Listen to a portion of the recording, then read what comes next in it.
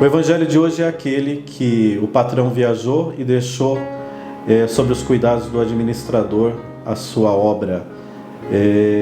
E esse administrador sabia que ele seria demitido. Então ele faz umas maracutaias ali para ele se beneficiar. E de alguma forma a criatividade desse homem ela acaba sendo elogiada nesse evangelho de hoje. Não é a má índole desse homem, mas a esperteza que é elogiada.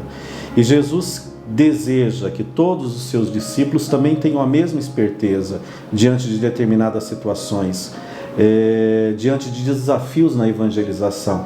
A gente precisa se arriscar, a gente precisa usar da nossa criatividade para que verdadeiramente a palavra do Senhor chegue a todos os corações.